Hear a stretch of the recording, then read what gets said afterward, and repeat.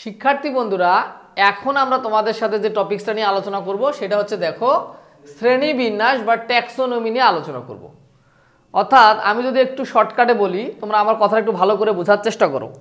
পৃথিবীতে এখন পর্যন্ত প্রায় 4 লক্ষ উদ্ভিদ এবং 13 লক্ষ প্রাণী আবিষ্কার হয়েছে এবং প্রতিনিয়ত কিন্তু এই সংখ্যাটা বেড়েই চলেছে।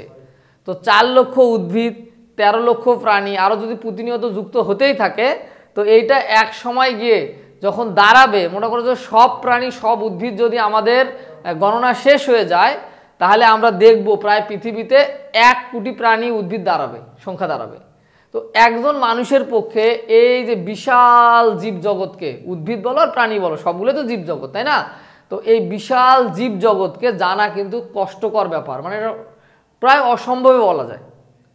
তো এই জন্য আমরা কি করতে পারি, বিভিন্ন উদ্ভিদ বা প্রাণীর মধ্যে মিল আছে, ধর্মের মিল আছে বা বৈশিষ্ট্যের মিল আছে। এই মিল বা অমিলের উপর ভিত্তি করে আমরা যদি একই জাতীয় যাদের ধর্ম তাদেরকে যদি একদিকে রাখি, একই জাতীয় ধর্ম তাদেরকে একদিকে রাখলাম, তাহলে একজন সম্পর্কে জানলে পুরো সবার সম্পর্কে কী হচ্ছে, যাদের একই ধর্ম তাদের সম্পর্কে কী করা যাচ্ছে, জানা যাচ্ছে। অর্থাৎ ধর্মের উপর ভিত্তি করে বা বৈশিষ্ট্যের মিল অমিলের উপর ভিত্তি করে এই যে প্রাণী জগৎ বা উদ্ভিদ বা প্রাণী, এগুলোকে আমরা যে সাজানোটাকে বলতেছি আমরা শ্রেণীবিন্যাস। তাহলে দেখো আমরা বলতে পারি কি, পারস্পরিক মিল ও অমিলের উপর ভিত্তি করে, কথা যদি একটু হাইলাইটস করো, পারস্পরিক মিল ও অমিলের উপর ভিত্তি করে, অমিলের উপর ভিত্তি করে আমরা জীবকে বিভিন্ন দলে, মানে এই যে ক্যাটাগরিতে ভাগ করব, একটা নাম রাজ্য, পর্ব, শ্রেণী, বর্গ, গোত্র, গণ, প্রজাতি, এই নামগুলো মুখস্থ করে ফেলো তোমরা, এগুলো আমাদের সামনে কাজে লাগবে কিন্তু, ঠিক আছে? আমরা এই অধ্যায়ে কিন্তু এগুলো নিয়ে ব্যাপক আলোচনা করব। তাহলে দেখো কি কি অংশে ভাগ করব, একটা জীবকে রাজ্য, পর্ব, শ্রেণী, বর্গ, গোত্র, গণ, প্রজাতি, এই যে ধাপে ধাপে যে আমরা বিভক্ত করব ধর্মের উপর ভিত্তি করে বা বৈশিষ্ট্যের উপর ভিত্তি করে, সেগুলোকে বিভক্তকরণকে বলা হচ্ছে শ্রেণীবিন্যাস।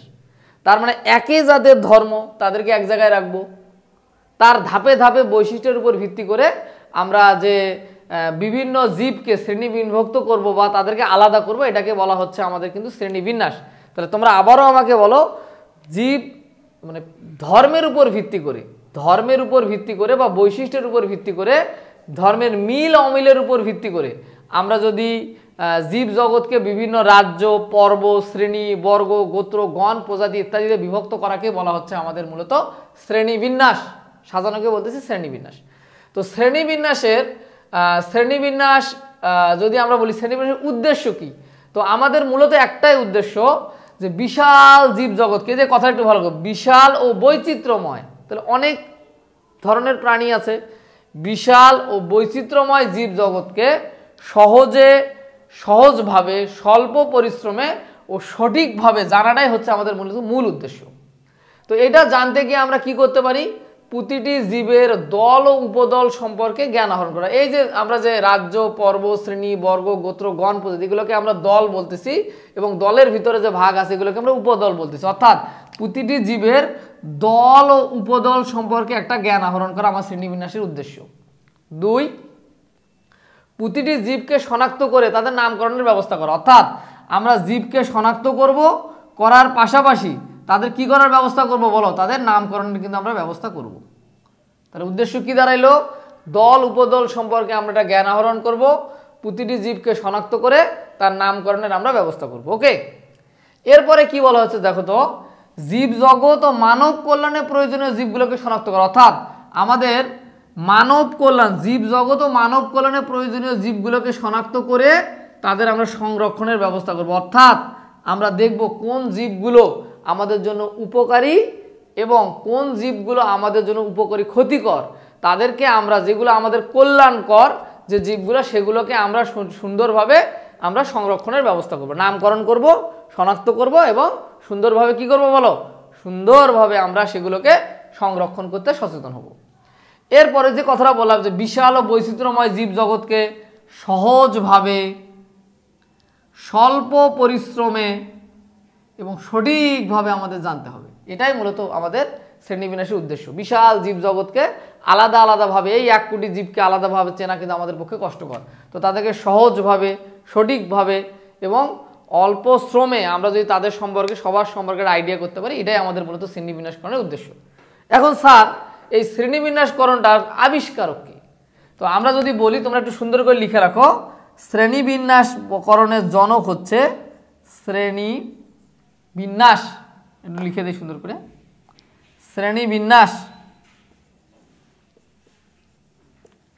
শ্রেণীবিন্যাসের জনক হচ্ছে ক্যারোলাস লিনিয়াস। আমরা ভালো করে মাথায় রাখবো, ক্যারোলাস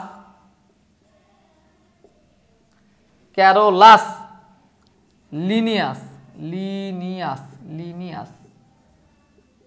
তিনি 1707 সালে জন্মগ্রহণ করে 1707 সালে জন্মগ্রহণ করে 1778 সাল পর্যন্ত এনার জীবনকাল ছিল।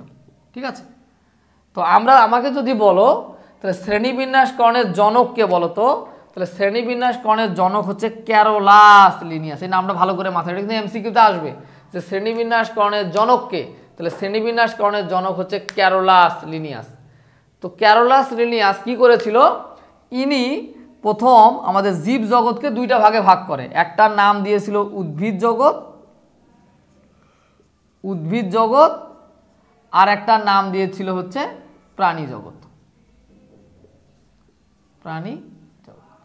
তাহলে ক্যারোলাস লিনিয়াস কি করে, ক্যারোলাস লিনিয়াস এই যে শ্রেণীবিন্যাসকরণের ক্ষেত্রে তিনি হচ্ছে উদ্ভিদ জগৎ এবং প্রাণী জগতে নামকরণ করেন, এবং তিনি প্রথমত ওই যে রাজ্য, পর্ব, শ্রেণী, বর্গ, গোত্র, গণ, প্রজাতি এগুলোর আবিষ্কারক। ঠিক আছে, এজন্য ক্যারোলাস লিনিয়াসকে আমরা শ্রেণীবিন্যাসকরণে কি বলি, জনক বলে থাকি। তো চলো আমরা আরো কিছু বিষয় নিয়ে এখন সুন্দরভাবে আলোচনা করি। তো শিক্ষার্থী বন্ধুরা দেখো, সেটা হচ্ছে আমরা যে ক্যারোলাস লিনিয়াসের সময় থেকে আমরা দেখলাম যে উদ্ভিদ জগৎকে এবং প্রাণী জগৎকে উনি জীব জগৎকে দুইটা ভাগে ভাগ করেছিল, একটা হচ্ছে প্রাণী জগৎ, একটা হচ্ছে উদ্ভিদ জগৎ। তো পরবর্তীতে আমাদের আরও কিছু বৈশিষ্ট্যের উপর ভিত্তি করে, যেমন কোষের ডিএনএ, আরএনএ, কোষের সংখ্যা, খাদ্যাভ্যাস এবং এই যে জীবকোষের গঠন ইত্যাদির উপর ভিত্তি করে আমাদের এই উদ্ভিদ জগৎ এবং প্রাণী জগৎ এই দুই শ্রেণীতে ভাগ করলে আর হচ্ছিল না। তখন তোমার হচ্ছে RH, এখানে একটু ভালো করে লিখে দিচ্ছি দেখো, RH Whitaker, TAKER, RH Whitaker 1969 সালে তিনি জীব জগৎকে, RH হুইটেকার 1969 সালে জীব জগৎকে 5টি রাজ্যে বিভক্ত করার তিনি প্রস্তাবনা দেন। তাহলে ক্যারোলাস লিনিয়াস দুই ভাগে ভাগ করছে, উদ্ভিদ জগৎ এবং প্রাণী জগৎ। আর RH হুইটেকার 1969 সালে কিসের উপর ভিত্তি করে বলতো, একটা হচ্ছে কোষের ডিএনএ, আরএনএর প্রকারভেদ, তারপরে হচ্ছে কোষের বৈশিষ্ট্য, কোষের সংখ্যা, খাদ্যাভ্যাস ইত্যাদির উপর ভিত্তি করে তিনি জীব জগৎকে 5টা রাজ্যে বিভক্ত করার উপর তিনি গুরুত্ব আরোপ করেন। একটা নাম হচ্ছে কি, রাজ্য 1 যেন মনেরা, রাজ্য 2 প্রোটিস্টা, রাজ্য 3 ফানজাই, রাজ্য 4 প্লান্টি, রাজ্য 5 অ্যানিমেলিয়া। তাহলে আমার সঙ্গে তোমরা আবারও বলো, মনেরা রাজ্য 1, প্রোটিস্টা রাজ্য 2, ফানজাই রাজ্য 3, প্লান্টি, অ্যানিমেলিয়া। তাহলে আমার সঙ্গে আবারও বলো, মনেরা, Protista, fungi, plenty, Animalia. মনেরা, Protista, fungi, plenty, Animalia. এই 5টা ভাগে কে ভাগ করছে বলো তো, RH হুইটেকার। কত সালে? তো পরবর্তীতে আর একজন বিজ্ঞানী, তিনি, তার নাম মার্গুলিস। কি নাম বলো তো? মার্গুলিস। নামটা একটু লিখে দিচ্ছি, মার্গুলিস, MAR, মার্গুলিস। তিনি 1974 সালে এই যে হুইটেকারের যে 5টা রাজ্যে ভাগ করছিল, মনেরা, প্রোটিস্টা, ফানজাই, প্লান্টি, অ্যানিমেলিয়া, এই নামগুলোকে RH হুইটেকারের নামগুলোকে মার্গুলিস সাহেব কি করলো, যে 2টা সুপার কিংডমে ভাগ করছে। ইনি যেহেতু কিংডম মানে রাজ্য, তাহলে এই যে রাজ্যের মধ্যে ইনি ভাগ করছে, ইনি 2টাকে সুপার কিংডমের মধ্যে নিয়ে আসছে। একটা নাম প্রোক্যারিওটা বা আদিকোষী, একটা নাম ইউক্যারিওটা বা প্রকৃতকোষী। তাহলে ইনি 2টা ভাগে ভাগ করছে, একটা প্রোক্যারিওটা, এর বাংলা হচ্ছে আদিকোষী, আর সুপার কিংডম 2তে উনি নাম দিয়েছে ইউক্যারিওটা। তাহলে এই যে মার্গুলিস যে নামকরণ করলো, মার্গুলিস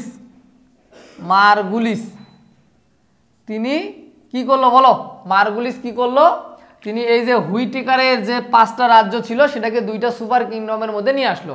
একটা নাম দিল সুপার কিংডম 1 যার নাম প্রোক্যারিওটা অর্থাৎ আদিকুশি, আর আরেকটা নাম দিল সুপার কিংডম 2 যার নাম ছিল ইউক্যারিওটা বা প্রকৃতকুশি। তাহলে এই দুটো জগতে যে ভাগ করলো এই কাজটা কে করছে, মার্গুলিস। ঠিক আছে, তো এগুলো কিন্তু তোমাদের এমসিকিউতে পরীক্ষাতে আসবে। তো এইটাই হচ্ছে জীবজগৎ। তাহলে জীবজগৎকে 2টা ভাগে ভাগ করা হচ্ছে, প্রথমত 2টা সুপার কিংডমে, একটা নাম হচ্ছে প্রোক্যারিওটা বা আর একটা নাম হচ্ছে ইউক্যারিওটা বা সুপার কিংডম 2। তো প্রোক্যারিওটার বাংলা হচ্ছে আদিকুশি আর ইউক্যারিওটার বাংলা হচ্ছে প্রকৃতকুশি। ঠিক আছে, তো এই যে সুপার কিংডমের মাধ্যমে তিনি মোনেরা রাজ্যটাকে সুপার কিংডম 1 এর মধ্যে নিয়ে আসছে, মোনেরা রাজ্যটাকে সুপার কিংডম 1 এর মধ্যে আলোচনা করা হয়েছে। তো পরবর্তীতে যে আর 4টা রয়েছে প্রোটিস্টা, ফানজাই, প্লান্টি, অ্যানিমেলিয়া, এগুলোকে সুপার কিংডম 2 এর মাঝখানে কিন্তু আলোচনা করা হয়েছে। ঠিক আছে, তো তোমরা এই টপিকসটা আশা করি বুঝতে পারলা যে সুপার কিংডম 1 এবং সুপার কিংডম 2 এর মাঝখানে আমরা যে হুইটেকারের যে 5টা প্রস্তাবনা ছিল, মোনেরা, প্রোটিস্টা, ফানজাই, প্লান্টি, অ্যানিমেলিয়া, শুধু মোনেরাকে নেওয়া হইলো সুপার কিংডম 1 এর আন্ডারে, আর সুপার কিংডম 2 এর আকারে নেওয়া হলো কিন্তু এইগুলোকে, প্রোটিস্টা, ফানজাই, প্লান্টি, অ্যানিমেলিয়া। তো আমরা ধাপে ধাপে এগুলোর বিস্তারিত এখন আমরা সুন্দরভাবে বৈশিষ্ট্যগুলো জানবো। তো চলো সেই বিষয়গুলো আমরা দেখে নিই। শিক্ষার্থী বন্ধুরা, এখন আমরা তোমাদের সাথে মোনেরা রাজ্য নিয়ে আলোচনা করব। তো মোনেরাটা মূলত প্রোক্যারিওটা সুপার কিংডম 1 এর রাজ্যের অন্তর্ভুক্ত এবং এটা হচ্ছে প্রোক্যারিওটা অর্থাৎ আদিকুশি। আদিকুশি কাদেরকে বলতেছি, এদের নিউক্লিয়াসটা সুগঠিত নয়। তো আমরা তোমাদের সাথে এই টপিকসটা আলোচনা করার আগে আমরা কিন্তু অলরেডি তোমাদের জীব কোষের যে ব্যাপারটা, কোষ নিয়ে কিন্তু বিস্তারিত আলোচনা করে এসেছি। সো তোমরা আগে ওই কোষের অংশটুকু আগে ভালো করে দেখে তারপর এই ক্লাসটা দেখবা, এই পর্বটা দেখবা, অনেক আশা করি অনেক সুন্দরভাবে বুঝতে পারবা। তো দেখো, আমরা মোনেরা রাজ্যে যে বৈশিষ্ট্যটা, যেটাকে আমরা বলতেছিলাম প্রোক্যারিওটা সুপার কিংডম 1 জগতের যেটা অন্তর্ভুক্ত এবং যেটা হচ্ছে প্রোক্যারিওটা, ঠিক আছে, মানে আদিকুশি, যেটা নিউক্লিয়াস সুগঠিত নয়, কোষের নিউক্লিয়াস কি নয়, সুগঠিত নয়, যেটা নিয়ে আমরা একটু আগে কথাবার্তা বলে আসছি। ঠিক আছে, তো দেখো মোনেরা রাজ্যের ক্ষেত্রে কি হচ্ছে, মোনেরা রাজ্য এরা এককুশি, ফিলামেন্টস ও কলোনিয়াল, এটা মোনেরা রাজ্যের বৈশিষ্ট্য। তো মোনেরা রাজ্যে এককুশি ফিলামেন্টস মানে কি জানো, ফিলামেন্টস মানে হচ্ছে মনে করো একটার পর একটা কোষ যুক্ত হয়ে ফিলামেন্ট বা সরু ফিতার মতো কোনো কিছু একটা তৈরি করে, তো তার নাম হচ্ছে ফিলামেন্টস। তো এটা হচ্ছে এককুশি, ভালো করে খেয়াল রাখবা, এটা হচ্ছে মূলত এককুশি ফিলামেন্টস। ফিলামেন্ট মানে লম্বা একটা কোষ যুক্ত হয়ে এরকম লম্বা কিছু একটা তৈরি করছে, ফিলামেন্টস। এবং কলোনিয়াল মানে হচ্ছে এরা দলবদ্ধভাবে বসবাস করে। কলোনিয়াল মানে কি, দলবদ্ধভাবে বসবাস করে। অর্থাৎ মোনেরা রাজ্যের জীবেরা এককুশি, ফিলামেন্টস এবং কলোনিয়াল মানে দলবদ্ধ হয়ে বসবাস করে। তো আমরা জানি যেহেতু এর কোষের মধ্যে নিউক্লিয়াস সুগঠিত নয়, যদি নিউক্লিয়াস সুগঠিত না থাকে তাহলে দেখা যাচ্ছে কি কি সমস্যা, এদের কোষে ক্রোমাটিন বস্তু থাকে কিন্তু নিউক্লিয় ওলাস ও নিউক্লিয়ার পর্দা বা মেমব্রেন নাই। তার মানে যেহেতু এর কোষটা সুগঠিত নয়, সুগঠিত না হইলে নিউক্লিয় ওলাসও থাকবে না, নিউক্লিয়ার পর্দা বা মেমব্রেনও কিন্তু থাকবে না। ঠিক আছে, তাহলে আর কি কি থাকবে না, এই যে এদের কোষে প্লাস্টিড, মাইটোকন্ড্রিয়া, এন্ডোপ্লাজমিক জালিকা ইত্যাদি নেই, কিন্তু রাইবোজোম আছে। তাহলে আমরা যেহেতু জানি যে একটা সুকেন্দ্রিক কোষে যে কেন্দ্রটা যেটা সুগঠিত সেটাতে কিন্তু নিউক্লিয় ওলাসও থাকে, নিউক্লিয়ার পর্দাও থাকে এবং কোষের মধ্যে মাইটোকন্ড্রিয়া, প্লাস্টিড, এন্ডোপ্লাজম সবগুলোই থাকে। ঠিক আছে, যেহেতু এখানে আমরা দেখতে পাচ্ছি যেহেতু এর কোষটা সুগঠিত নয়, যার কারণে কোষের মধ্যে প্লাস্টিড, মাইটোকন্ড্রিয়া, এন্ডোপ্লাজমিক জালিকা ইত্যাদি নেই, শুধুমাত্র রাইবোজোম আছে এবং ক্রোমাটিন বস্তু আছে। তো যেহেতু রাইবোজোম আছে, তো রাইবোজোম কিন্তু প্রোটিন তৈরি করে, তাই তো, রাইবোজোম কি তৈরি করে বলো, প্রোটিন তৈরি করে। তো এরা দ্বিবিভাজন প্রক্রিয়ায় বংশ বিস্তার করতে, অর্থাৎ মোনেরা রাজ্যের যে জীবগুলা ব্যাকটেরিয়া আমরা যেটাকে বলতেছি তারা কি করে দ্বিবিভাজন প্রক্রিয়ায় বংশ বিস্তার করে। এবং দ্বিবিভাজন কি, যখন আমরা কোষ বিভাজন অধ্যায়টা পড়বো তখন আমরা বুঝতে পারবো যে একটা জীব থেকে ভেঙে দুইটা জীব তৈরি হয়, একটা কোষ ভেঙে দুইটা কোষে তৈরি হয়, এটাকে বলে দ্বিবিভাজন, তাই তো? দ্বিবিভাজন প্রক্রিয়ায় এরা বংশ বিস্তার করে বা কোষ বিভাজনটা দ্বিবিভাজন প্রক্রিয়া হয়ে থাকে, এদের কোষ বিভাজনটা দ্বিবিভাজন প্রক্রিয়া হয়ে থাকে। আর এরা সাধারণত শোষণ প্রক্রিয়ায় খাদ্য গ্রহণ করে। কোন প্রক্রিয়ায় খাদ্য গ্রহণ করে বলো? এরা সাধারণত শোষণ প্রক্রিয়ায় খাদ্য গ্রহণ করে। কিছু কিছু জীব আছে যারা ফটোসিনথেসিস, এর বাংলা হচ্ছে কিন্তু সালোক সংশ্লেষণ, অর্থাৎ এরা সালোক সংশ্লেষণ প্রক্রিয়ায় খাদ্য গ্রহণ করে। উদাহরণ হিসেবে যদি আমাকে বলা হয় ব্যাকটেরিয়া, তোমরা ব্যাকটেরিয়ার নাম শুনছো, এবং আর একটা হচ্ছে নষ্টক। নষ্টক বলতেছি নীলাভ সবুজ শৈবাল। তোমরা আশা করি আমার পাশে একটা ছবি দেখতে পাচ্ছ, তো এই ছবিতে আমরা দেখতে পাচ্ছি, ছবিটা তোমাদের বইয়েও অলরেডি দেওয়া আছে, এই যে এই ছবিটাই তোমরা দেখতে পাচ্ছ আশা করি, যেখানে একটা জিনিসকে আমরা বলতেছি ব্যাকটেরিয়া আর একটা হচ্ছে নষ্টক বা নীলাভ সবুজ শৈবাল, যেটা কোষগুলো ক্ষুদ্র ক্ষুদ্র কোষগুলো যুক্ত হয়ে ফিলামেন্ট আকারে কিন্তু তৈরি করে থাকে। তো আমরা বুঝলাম যে মোনেরা রাজ্যের যারা জীব তাদের নিউক্লিয়াস সুগঠিত নয়। আজ নিউক্লিয়াস যদি সুগঠিত না হয় তাহলে কোষের মধ্যে মাইটোকন্ড্রিয়া, প্লাস্টিড, এন্ডোপ্লাজমিক জালিকা কিছুই থাকবে না। কিন্তু এদের কোষে শুধুমাত্র রাইবোজোম আছে আর ক্রোমাটিন বস্তু আছে। রাইবোজোম আছে আর কি আছে? ক্রোমাটিন বস্তু আছে। আর এরা কোন প্রক্রিয়ায় বংশবিস্তার করে বলতো? দ্বিবিভাজন প্রক্রিয়ায় বংশবিস্তার করে। আর এরা সাধারণত শোষণ প্রক্রিয়ায় খাদ্য গ্রহণ করে। তবে কিছু কিছু জীব আছে যারা সালোক সংশ্লেষণ প্রক্রিয়াও কি করে, খাদ্যটা নিজের খাদ্য নিজেই প্রস্তুত করে, তাই তো? তো এগুলো সম্পর্কে আরও আমরা বিস্তারিত জানবো। সালোক সংশ্লেষণ কি, যে উদ্ভিদ যে প্রক্রিয়া নিজের খাদ্য নিজেই তৈরি করে তাকে আমরা কি বলি? সালোক সংশ্লেষণ বলি, তাই তো? তো এরপর হচ্ছে দেখো উদাহরণ হিসেবে ব্যাকটেরিয়া এবং নীলাভ সবুজ শৈবাল। তো এটাই ছিল মোনেরা রাজ্য সম্পর্কে একটা মোটামুটি আইডিয়া। তো আশা করি তোমরা ব্যাপারটা বুঝতে পেরেছ। আমরা পরবর্তীতে প্রোটিস্টা, ফানজাই, প্লান্টি, অ্যানিমেলিয়া এগুলো সম্পর্কে আরও বিস্তারিত জানবো। শিক্ষার্থী বন্ধুরা, এখন আমরা তোমাদের সাথে প্রোটিস্টা রাজ্যের বৈশিষ্ট্য নিয়ে আলোচনা করব। আমরা অলরেডি তোমাদের সাথে মোনেরা রাজ্যের বৈশিষ্ট্য নিয়ে আলোচনা করেছি, এখন আমরা আলোচনা করব প্রোটিস্টা রাজ্যের বৈশিষ্ট্য নিয়ে। তো দেখো প্রোটিস্টা রাজ্যের বৈশিষ্ট্যগুলো যদি আমরা দেখি, এরা এককোষী বা বহুকোষী।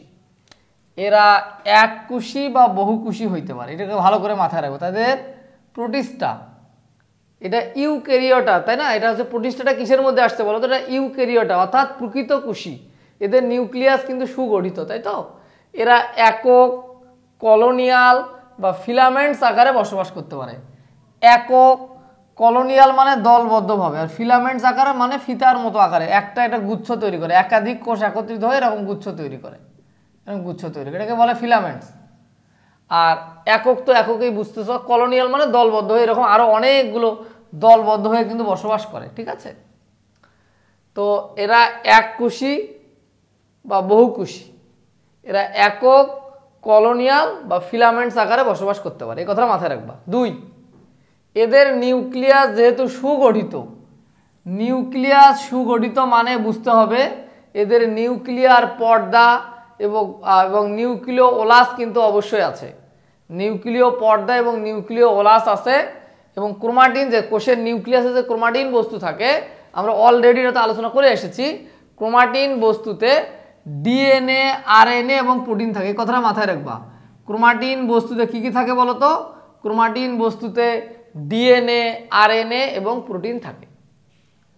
তাহলে প্রোটিস্টা রাজ্যের যে জীবগুলা এরা কি করে? এরা সাধারণত এককোষী, বহুকোষী বা এরা একক, দলবদ্ধভাবে কলোনিয়াল বা ফিলামেন্টস আকারে বসবাস করতে পারে। এদের নিউক্লিয়াস যেহেতু সুগঠিত, নিউক্লিয়াস সুগঠিত মানে কি? নিউক্লিয়ার মেমব্রেন এবং নিউক্লিয় ওলাস কিন্তু কি করে? থাকে। এবং কোষের মধ্যে ক্রোমাটিন বস্তু থাকে। এখন ক্রোমাটিন বস্তুর মধ্যে ডিএনএ, আরএনএ ও প্রোটিন থাকে, ঠিক আছে? তাহলে কোষে সকল অঙ্গাণু থাকে, অর্থাৎ যেহেতু নিউক্লিয়াস সুগঠিত, কোষটা প্রকৃত কোষী, তাহলে এদের প্লাস্টিড, মাইটোকন্ড্রিয়া, এন্ডোপ্লাজমিক জালিকা, রাইবোজোম ইত্যাদি সকল অঙ্গাণু কিন্তু থাকে, ঠিক আছে? আর এরা শ্বসন প্রক্রিয়া বা সালোক সংশ্লেষণ প্রক্রিয়া কিন্তু খাদ্য গ্রহণ করে। এরা উভয় পদ্ধতিতেই খাদ্য গ্রহণ করে। এরা শ্বসন প্রক্রিয়া খাদ্য গ্রহণ করে, এরা সালোক সংশ্লেষণ প্রক্রিয়া কিন্তু কি গ্রহণ করে? খাদ্য গ্রহণ করে। এরা বংশবিস্তার যে করে, এরা মাইটোসিস প্রক্রিয়ায় অযৌন প্রজনন ঘটে। অযৌন জনন ঘটে, মাইটোসিস প্রক্রিয়ায় অযৌন জনন ঘটে, আর কনজুগেশনের মাধ্যমে যৌন জনন প্রক্রিয়া সংঘটিত হয়। যৌন জননের ব্যাপারটা হচ্ছে, কনজুগেশন প্রক্রিয়াটা হচ্ছে জৈবিকভাবে ভিন্ন কিন্তু গঠনগতভাবে এক, অর্থাৎ দুইটা আলাদা আলাদা কিন্তু গঠনগতভাবে এক, এরকম দুইটা গ্যামেটের মাধ্যমে কিন্তু মূলত এদের যৌন প্রজননটা ঘটে থাকে, বংশবিস্তারটা হয়ে থাকে। ঠিক আছে, তাহলে এরা মাইটোসিস প্রক্রিয়ায় অযৌন জনন এবং এরা হচ্ছে কনজুগেশনের মাধ্যমে এরা হচ্ছে যৌন জনন প্রক্রিয়াটা কিন্তু সম্পূর্ণ করে থাকে। কনজুগেশন মানে বোঝানো হচ্ছে দুইটা গ্যামেট যেটা গঠনগতভাবে এক ভিন্ন, কিন্তু যারা হচ্ছে গঠনগতভাবে জৈবিকভাবে ভিন্ন কিন্তু গঠনগতভাবে এক, তাদেরকে বলা হচ্ছে কি, কনজুগেশনের মাধ্যমে তারা যৌন জনন প্রক্রিয়ায় তারা কিন্তু বংশবিস্তার করে থাকে। উদাহরণ হিসেবে আমরা বলতে পারি অ্যামিবা, প্যারামেসিয়াম এবং এককোষী বা বহুকোষী শৈবাল। এককোষী বা বহুকোষী শৈবাল, তোমরা আশা করি একটা চিত্র দেখতে পাচ্ছ, যেখানে চিত্রটা অলরেডি তোমাদের বইয়ে দেওয়া আছে। এই যে অ্যামিবা, ডায়াটম বা এককোষী শৈবাল, একটা অ্যামিবা আর একটা হচ্ছে ডায়াটম বা এককোষী শৈবাল। ঠিক আছে, তাহলে আমরা প্রোটিস্টা রাজ্য থেকে কী কী শিখলাম? এরা একক বা এককোষী বা বহুকোষী হইতে পারে, এরা একক কলোনিয়াল মানে দলগতভাবে, বা ফিলামেন্টস মানে এই যে অনেকগুলো কোষ একখানে হয়ে একটা ফিতার মতো আকৃতি তৈরি করে বসবাস করতে পারে। এদের যেহেতু নিউক্লিয়াস সুগঠিত হইলে তাহলে বুঝতে হবে এদের নিউক্লিয়াসের নিউক্লিয়ার পর্দা, এবং নিউক্লিয়াস যদি সুগঠিত হয় তাহলে আমরা বুঝতে হবে কোষের মধ্যে নিউক্লিয়ার পর্দা এবং নিউক্লিয়ার কিন্তু ওলাস আছে, এবং ক্রোমাটিন বস্তু যেমন ডিএনএ, আরএনএ, প্রোটিন ইত্যাদি কিন্তু থাকে। ঠিক আছে, আর কোষের সকল অঙ্গাণু থাকে, অর্থাৎ যেহেতু নিউক্লিয়াস সুগঠিত তাহলে কোষের মধ্যে যে প্লাস্টিড, মাইটোকন্ড্রিয়া, এন্ডোপ্লাজমিক জালিকা ইত্যাদি কিন্তু থাকে, সবগুলো অঙ্গাণুই ঠিকঠাক থাকে। এবং এরা শোষণ প্রক্রিয়ায় খাদ্য গ্রহণ করে। এরা কোন প্রক্রিয়ায় খাদ্য গ্রহণ করে? এরা কিন্তু শোষণ এবং সালোক সংশ্লেষণ উভয় পদ্ধতিতে খাদ্য গ্রহণ করে। আর এরা মাইটোসিস প্রক্রিয়ায়, অর্থাৎ অযৌন জনন, মাইটোসিস মানে হচ্ছে মাইটোসিস প্রক্রিয়ায় অযৌন জনন এবং কনজুগেশনের মাধ্যমে জৈবিকভাবে ভিন্ন কিন্তু গঠনগতভাবে এক, এরূপ দুটি গ্যামেটের মাধ্যমে কিন্তু তারা মূলত যৌন জনন প্রক্রিয়া বংশবিস্তার করে থাকে। উদাহরণ হিসেবে অ্যামিবা, প্যারামেসিয়াম এবং এককোষী বা বহুকোষী শৈবাল। ঠিক আছে, তো এগুলো আশা করি তোমার চিত্রটাও দেখতে পাচ্ছ সুন্দরভাবে। তো এটাই ছিল আমাদের মূলত প্রোটিস্টা রাজ্যের জীবগুলোর বৈশিষ্ট্য। তো এই বিষয়টি সুন্দরভাবে বুঝতে পেরেছ। শিক্ষার্থী বন্ধুরা, এখন আমরা তোমাদের সাথে তোমাদের হচ্ছে ফানজাই রাজ্যের বৈশিষ্ট্য নিয়ে বিস্তারিত আলোচনা করব। তো দেখো, ফানজাই রাজ্য যেটাকে আমরা বলতেছি, ফানজাই মানে হচ্ছে ছত্রাক। ফানজাই মানে কি বলতো? ছত্রাক। এটা হচ্ছে তোমাদের রাজ্য 3-এর অন্তর্ভুক্ত, তাই তো? এটাকে বলতেছি ফানজাই মানে হচ্ছে কি বলতো? ফানজাই মানে হচ্ছে ছত্রাক। তাহলে এরা এককোষী বা মাইসেলিয়াম দিয়ে গঠিত। এরা এককোষী বা মাইসেলিয়াম দ্বারা গঠিত। মাইসেলিয়াম মানে কি জানো? মাইসেলিয়াম হচ্ছে, মনে করো এটা একটা ছত্রাক, হ্যাঁ, ধরলাম এটা একটা ছত্রাক, ছত্রাকের গাছ, এটা ছত্রাক। তো এই যে নিচের দিকে কিছু সরু সরু অংশ থাকে, এরকম নিচের দিকে সরু সরু কিছু সুতার মতো কিছু অংশ থাকে, যাকে বলা হচ্ছে মাইসেলিয়াম। এই যাকে কি বলা হচ্ছে? যাকে বলা হচ্ছে মাইসেলিয়াম। এই যে এই সরু সরু অংশগুলোকে বলা হচ্ছে মাইসেলিয়াম। তাহলে এরা এককোষী বা মাইসেলিয়াম দিয়ে গঠিত। এই কথাটা হচ্ছে এটা মিনিং, এরা এককোষী বা মাইসেলিয়াম দ্বারা গঠিত। ঠিক আছে। 2 হচ্ছে এদের নিউক্লিয়াস সুগঠিত। তার মানে নিউক্লিয়াস যদি সুগঠিত হয় তাহলে বুঝবো নিউক্লিয়ার পর্দা বা মেমব্রেন সেটা থাকে, নিউক্লিয় ওলাসও থাকে, কোষে ক্রোমাটিন বস্তু থাকে, ক্রোমাটিন বস্তু ডিএনএ, আরএনএ সব কিছুই কিন্তু থাকে, তাই তো? সুগঠিত নিউক্লিয়াস হলে যা যা থাকা থাকে সবগুলোই থাকে। এদের কোষ প্রাচীর কাইটিন বস্তু দ্বারা গঠিত। এই কথাটা মাথায় রাখবা, এদের কোষ প্রাচীর কি দ্বারা গঠিত? কাইটিন দ্বারা গঠিত। তাহলে এখানে দুইটা ভেরি ভেরি ইম্পর্টেন্ট কোশ্চেন। একটা হচ্ছে এরা মাইসেলিয়াম দ্বারা গঠিত, আর এদের কোষ প্রাচীরটা, বাইরের যে প্রাচীরটা, একটা কোষের যে প্রাচীর থাকে, মনে করেন একটা কোষ, এই কোষের যে সাইডগুলো, এই যে প্রাচীরটা, এই যে প্রাচীরটা কি দ্বারা গঠিত বলো তো? এই কোষ প্রাচীরটা কিন্তু কাইটিন দ্বারা গঠিত। কাইটিন দ্বারা গঠিত। ঠিক আছে, এদের কোষ প্রাচীর হচ্ছে কাইটিন দ্বারা গঠিত। এরা শোষণ পদ্ধতিতে খাদ্য গ্রহণ করে। এরা কোন পদ্ধতিতে খাদ্য গ্রহণ করে বলো? এরা শোষণ পদ্ধতিতে কিন্তু খাদ্য গ্রহণ করে। এদের কোষে ক্লোরোপ্লাস্ট অনুপস্থিত, অর্থাৎ এরা নিজের খাদ্য নিজেই তৈরি করতে পারে না। এদের কোষে ক্লোরোপ্লাস্ট অনুপস্থিত। এদের কোষে ক্লোরোপ্লাস্ট অনুপস্থিত, অর্থাৎ এরা নিজের খাদ্য নিজে কিন্তু তৈরি করতে পারে না। ওকে, তাহলে এরা হ্যাপ্লয়েড স্পর দিয়ে বংশ বিস্তার করে। এই হ্যাপ্লয়েড মানে কি, এইটা নিয়ে আমরা কোষ বিভাজন অধ্যায়ে বিস্তারিত আলোচনা করব। জাস্ট আমি তোমাদেরকে বলি যে এরা হচ্ছে কোন পদ্ধতিতে বংশ বিস্তার করে বলো, এরা হচ্ছে হ্যাপ্লয়েড স্পর সৃষ্টির মাধ্যমে বংশ বিস্তার করে। এটা নিয়ে আমরা পরবর্তী তৃতীয় যে অধ্যায় সেটা হচ্ছে কোষ বিভাজন অধ্যায় কিন্তু বিস্তারিত আলোচনা করব। তাহলে এখন তোমরা দেখো ফানজাই রাজ্যের বৈশিষ্ট্যগুলো হচ্ছে এরা এককোষী বা মাইসেলিয়াম বা সরু সুতার মতো অংশ দ্বারা গঠিত। এদের নিউক্লিয়াস যেহেতু সুগঠিত, নিউক্লিয়াস যদি সুগঠিত হয় তাহলে বুঝতে হবে এদের নিউক্লিয় ওলাস এবং নিউক্লিয়ার মেমব্রেন কিন্তু নিউক্লিয়াসের মধ্যে আছে কোষের ভিতরে, এবং এদের কোষের ডিএনএ, আরএনএ, প্রোটিন সবগুলোই কিন্তু রয়েছে। আর এদের কোষ প্রাচীর কি দ্বারা গঠিত? এদের কোষ প্রাচীর কিন্তু কাইটিন দ্বারা গঠিত। বলো তো কি দ্বারা গঠিত? কাইটিন দ্বারা গঠিত। এবং এরা শোষণ পদ্ধতিতে খাদ্য গ্রহণ করে। এদের ক্লোরোপ্লাস্ট কিন্তু অনুপস্থিত। এরা হ্যাপ্লয়েড স্পর দিয়ে কিন্তু এরা বংশ বিস্তার করে। উদাহরণ হিসেবে কি দেখবো আমরা? ইস্ট, পেনিসিলিয়াম এবং মাশরুম। তো এগুলোর চিত্র তোমাদের বইয়ে অলরেডি দেওয়া আছে, তোমরা যদি দেখো। একটা হচ্ছে, এটার নাম হচ্ছে পেনিসিলিয়াম, এটার নাম হচ্ছে মাশরুম। তো এরকম তোমরা আশা করি স্ক্রিনেও ছবিটা দেখতে পাচ্ছ। তো এরা হচ্ছে ইস্ট, পেনিসিলিয়াম, মাশরুম। এগুলো কি বলো তো? এগুলো ফানজাই বা ছত্রাক রাজ্যের অন্তর্ভুক্ত। তো আশা করি তোমরা এই টপিকটি সুন্দরভাবে বুঝতে পেরেছো। এখন আমরা তোমাদের সাথে প্লান্টি রাজ্যের বৈশিষ্ট্য নিয়ে আলোচনা করব। তো চলো আমরা বিষয়টা দেখি। তো প্লান্টি রাজ্যের বৈশিষ্ট্য সমূহ এখন আমরা দেখব। তো এরা হচ্ছে, দেখো ভালো করে খেয়াল করো, এরা প্রকৃত নিউক্লিয়াস যুক্ত সালোক সংশ্লেষণকারী উদ্ভিদ। অর্থাৎ এদের নিউক্লিয়াস কিন্তু প্রকৃত, এই কথাটাকে বুঝতে হবে। প্রকৃত নিউক্লিয়াস হলে কি হয় বলো তো? আমরা অলরেডি তোমাদের সাথে যে বিষয়টি নিয়ে আলোচনা করেছিলাম, নিউক্লিয়াস প্রকৃত হইলে কি হবে? এদের নিউক্লিয়ার পর্দা থাকবে, ক্রোমাটিন বস্তু, তারপরে নিউক্লিয় ওলাস, নিউক্লিয় প্লাজম সব কিছু ঠিকঠাক থাকবে। এবং সাইটোপ্লাজমের যে অঙ্গাণুগুলো আছে, যেমন mitochondria, plastid, ribosome, lysosome, endoplasmic জালিকা সবগুলো কিন্তু ঠিকঠাক থাকবে। এবং বলা হচ্ছে এরা সালোক সংশ্লেষণকারী উদ্ভিদ, অর্থাৎ নিজের খাদ্য নিজেই তৈরি করতে পারে এই উদ্ভিদগুলা। এরা কিন্তু উদ্ভিদ শ্রেণী। প্লান্টি মানে কি? উদ্ভিদ, তাই না? এরা নিজের খাদ্য নিজেই কি করতে পারে? প্রস্তুত করতে পারে। এদের দেহে উন্নত টিস্যুতন্ত্র বিদ্যমান, এই কথাটা মাথায় রাখবা। এদের দেহে উন্নত টিস্যুতন্ত্র বিদ্যমান। তাহলে প্রশ্ন হচ্ছে কাদের দেহে উন্নত টিস্যুতন্ত্র বিদ্যমান? তখন বলতে হবে যে প্লান্টি রাজ্যের বৈশিষ্ট্য, প্লান্টি রাজ্যের যে জীব আছে, প্লান্টি রাজ্যের যে উদ্ভিদ, তাদের দেহে কিন্তু উন্নত টিস্যুতন্ত্র বিদ্যমান। ঠিক আছে? এর সব ধরনের জীবে প্লাস্টিড থাকে, সব ধরনের জীবে প্লাস্টিড থাকে, প্লাস্টিড।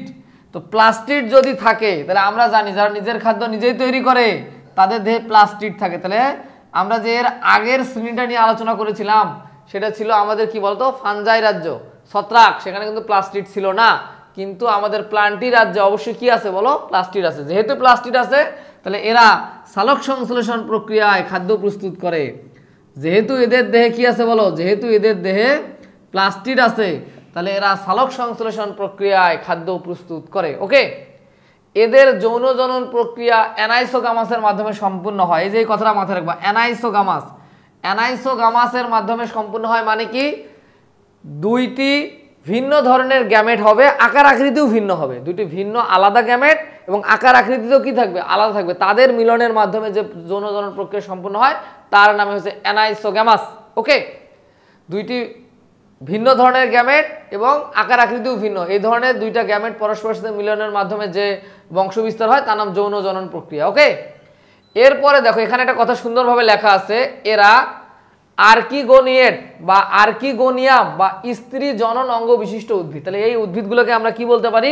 এগুলা কিন্তু এমসিকিউর জন্য খুবই ইম্পর্টেন্ট। ঠিক আছে? এরা হচ্ছে আর্কিগোনিয়েট, ভালো করে উচ্চারণগুলো খেয়াল করবা কিন্তু। আর্কিগোনিয়েট বা আর্কিগোনিয়াম এগুলো এমসিকিউর জন্য কিন্তু ভেরি ভেরি ইম্পর্টেন্ট, এবং স্ত্রী জনন অঙ্গ বিশিষ্ট উদ্ভিদ। ঠিক আছে? এই উদ্ভিদগুলোকে বলা হচ্ছে আর্কিগোনিয়েট বা আর্কিগোনিয়াম বা স্ত্রী জননাঙ্গ বিশিষ্ট উদ্ভিদ। এরা কিন্তু সপুষ্পক, অর্থাৎ ফুল, ফল, পাতা সব কিছু এদের হয়। এরা হচ্ছে সপুষ্পক উদ্ভিদ। তো প্লান্টি রাজ্যের উদ্ভিদগুলোকে চার ভাগে ভাগ করা যায়। একটাকে বলা হচ্ছে মশ বর্গীয়, ফান বর্গীয়, নগ্নবীজি, আবৃতবীজি উদ্ভিদ। তো এই যে তোমাদের বইয়ে একটা কাঁঠাল গাছের চিত্র দেখা যাচ্ছে, তো এরাই হচ্ছে মূলত আবৃতবীজি উদ্ভিদ, অর্থাৎ এদের বীজগুলো কিন্তু ঢাকা থাকে, তাই তো? এরা আবৃতবীজি উদ্ভিদ। তাহলে মশ বর্গীয়, ফান বর্গীয়, নগ্নবীজি, আবৃতবীজি উদ্ভিদ, এগুলো নিয়ে আমরা আরও পরবর্তীতে বিস্তারিত আলোচনা করব। তো তো আশা করি তোমরা প্ল্যান্টি রাজ্যের বৈশিষ্ট্যগুলো বুঝতে পেরেছো।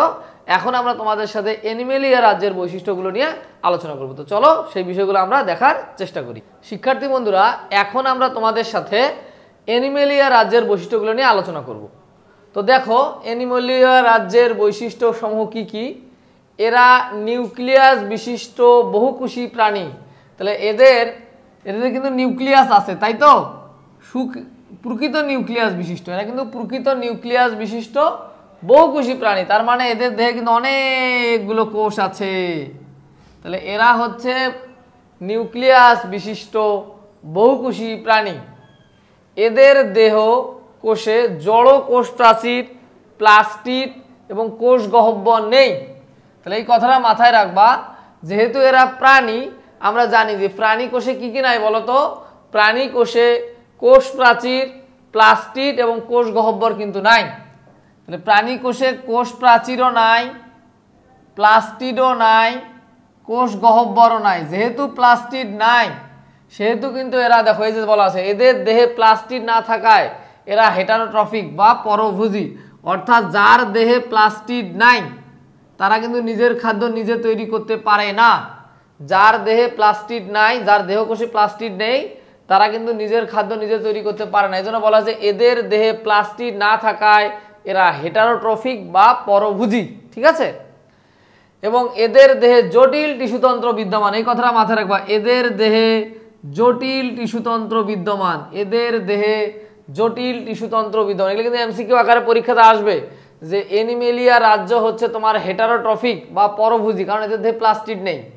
এদের দেহে কি টিস্যুতন্ত্র বিদ্যমান? এদের দেহে যে জটিল টিস্যুতন্ত্র বিদ্যমান। এদের যৌন জননের মাধ্যমে বংশবিস্তার হয়। যৌন জননের মাধ্যমে বংশবিস্তার হয়। তাহলে একটা জিনিস মাথায় রাখবা, যৌন জননের ক্ষেত্রে আমি একটু ছোট করে বলে দিই, যেটা তোমাদের বই ডিপ্লয়েড হ্যাপ্লয়েডের কথা বলা আছে, আমি একটু বলি। মনে করো একটা কোষ আর একটা স্ত্রী কোষ, একটা পুরুষ কোষ, একটা স্ত্রী দেহ কোষ। সেখানে আমরা বলি এখানে 2n সংখ্যক অর্থাৎ 46 জোড়া ক্রোমোজোম আছে। যদি এভাবে চিন্তা করি, 46 জোড়া ক্রোমোজোম আছে, 46 জোড়া ক্রোমোজোম আছে। তো একটা পুরুষের দেহকোষে 46 জোড়া, একটা স্ত্রীর দেহকোষে 46 জোড়া কিন্তু ক্রোমোজোম আছে।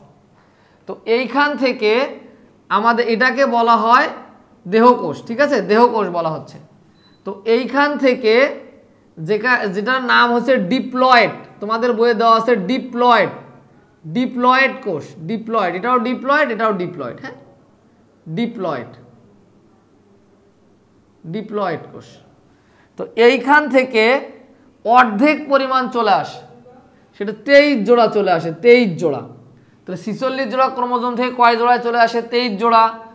স্ত্রী জননাঙ্গ থেকে 46 জোড়ার মধ্যে কত জোড়া ক্রোমোজোম চলে আসে? এটা চলে আসে 23 জোড়া। তো এই যে যেটা 23 জোড়া চলে আসলো, এটার নাম হচ্ছে হ্যাপ্লয়েড। কিটার নাম? Haploid, haploid.